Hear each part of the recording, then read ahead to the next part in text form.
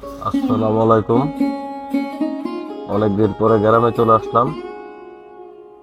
তো দীর্ঘদিন যাবৎ কিন্তু গ্রামের যে ধান কাটা এটা দেখা হয় নাই। যখন আমি গ্রামে ছিলাম তখন আগে ধান কাটতো অন্য মাধ্যম ছিল, যেটাকে বলা হয় কাস্তে। কিন্তু এখন কিন্তু আর সেই কাস্তের ব্যবহার নেই। তো এখন যেটাকে আমাদের গ্রাম্য ভাষা বলি যে কাচি, তো এখন কিন্তু গ্রামে আধুনিকতার ছোঁয়া চলে এসেছে। তো আমাদের এইখানে এটা হলো ব্রাহ্মণবাড়িয়া কসবা মনকেশ্বর গ্রামে দক্ষিণ পাড়া। তো এখানে কিন্তু আপনার একটা জমি কিন্তু পেকে গেছে, তো এটাকে কাটার জন্য কিন্তু মেশিন ব্যবহার করতেছে, যে ধান কাটার চায়না মেশিনটা। তো এটা দেখার জন্য ড্রোনটা একটু ফ্লাই করলাম। তো চলুন আপনাদেরকে সাথে নিয়ে যাই, ধান কাটাটা দেখাই যে ধানটা কিভাবে কাটতেছে। তো আস্তে আস্তে করে কিন্তু আমি ড্রোনটা ফ্লাই করে দিলাম। আর গ্রামের কি সৌন্দর্য, অপরূপ সৌন্দর্য, যেটা আপনি গ্রামে না আসলে দেখতে পারবেন না।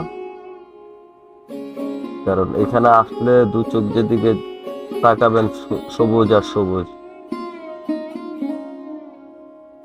তো আমি এই কারণে যে ভিডিওটা বানাইতেছি যাতে আপনারা দেখতে পারেন। আর এই জমিটা সামনে যে দেখতেছেন এই জমিটাই কিন্তু ধান কাটতেছে। তো আমি এখানে আপনাদেরকে দেখাবো যে কিভাবে এরা ধানগুলা কাটতেছে।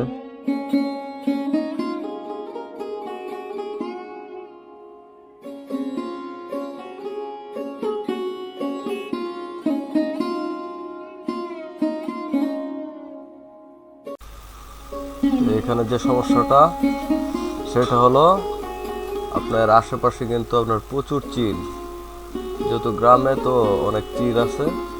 আর ড্রোনটা কিন্তু ফ্লাই করতে হইতেছে খুব সাবধানে। মানে আমি একটু আগে দেখছি যে অনেকগুলা চিল আশেপাশে ঘুরতেছে। তো চিল যদি আমার ড্রোনের মধ্যে আক্রমণ করে তাহলে কিন্তু আমার ড্রোনটা শেষ। তারপরেও আমি আপনাদের জন্য ভিডিওটা শ্যুট করতেছি। তো আপনাদের যদি এরকম গ্রামের ভিডিও দেখতে মনে চায় তাহলে অবশ্যই আমার চ্যানেলটিকে সাবস্ক্রাইব করে দিবেন এবং পাশে থাকা বেল আইকনটি অন করে দিবেন, যাতে আমি ভিডিও দেওয়ার পর আপনারা পেয়ে যান। তো এখানে দেখতে পারতেছেন এই যে মেশিনটা যেটা দিয়ে ধান কাটতেছে, এটা কিন্তু আপনার একদিক দিয়ে ধান কাটতেছে এবং ধানটা কিন্তু এই মেশিনের যে রিজার্ভ ট্যাঙ্কিতে কিন্তু ধানটা জমা হইতেছে।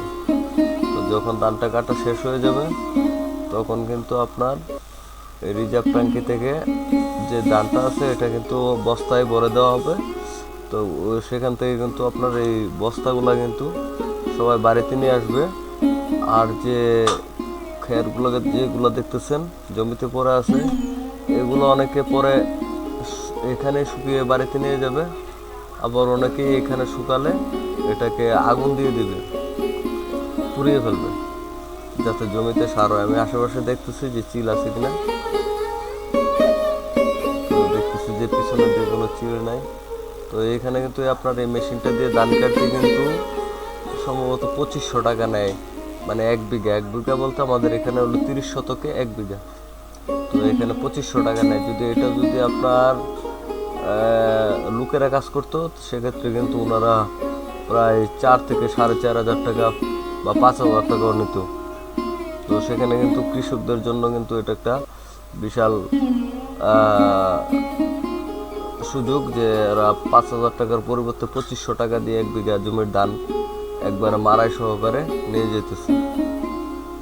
তো এই মেশিনটা সম্ভবত এটা চায়না মেশিন। তো এই মেশিনটা হওয়ার কারণে কিন্তু এখন খুব সহজেই কিন্তু সবাই ধানগুলা গড়ে তুলতে পারে, যেহেতু এখন বৃষ্টির সিজন। যে কোনো সময় বৃষ্টি নামলে কিন্তু ধান নিতে অনেকটা সমস্যা হয় গ্রামের লোকেদের। তো এই বছর কিন্তু আমাদের এই যে মনকেশ্বর গ্রামে ধান কিন্তু মাসাল্লাহ অনেকটাই ভালো হয়েছে, যে আপনারা দেখতে পারতেছেন।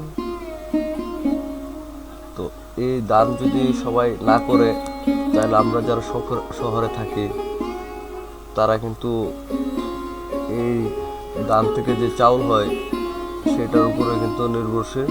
তাই কৃষকরা কিন্তু অনেক কষ্ট করে এখানে কৃষি কাজ করে। আপনারা দেখতে পারতেছেন যে এখানে আমি আমার বাড়ির দিকে ড্রোনটা নিয়ে আসতেছি ফ্লাই করতে করতে। তো এখানে দেখতে পারতেছেন যে অনেক লোক কিন্তু আপনার যারা মাঠে কাজ করে তাদের জন্য কিন্তু খাবারও নিয়ে আসতেছে। আবার অনেকে কিন্তু ওই যে ধান কিন্তু মাথায় করে নিয়ে যাচ্ছে বাড়ির দিকে। অনেকে কিন্তু আসতেছে, তাকে একটু দেখে নিচ্ছে, কারণ উপরে অনেক চিল। তো আমি একটু নিচ দিয়ে ফ্লাই করার চেষ্টা করতেছি। তো আমি কিন্তু একটা চিল দেখতে পাচ্ছি উপরের দিকে, যার কারণে আমি ড্রোনটা নিচ দিয়ে ফ্লাই করতেছি আরো, যাতে চিলটার নজরে এড়াতে পারি। তো আমার ভিডিওটি ভালো লাগলে কিন্তু একটা লাইক অবশ্যই দিয়ে দিবেন এবং চ্যানেলটিকে কিন্তু সাবস্ক্রাইব করে দিবেন। তো আর নতুন ভিডিও পেতে চাইলে আমার চ্যানেলটিকে সাবস্ক্রাইব করে দিন। ধন্যবাদ সবাইকে।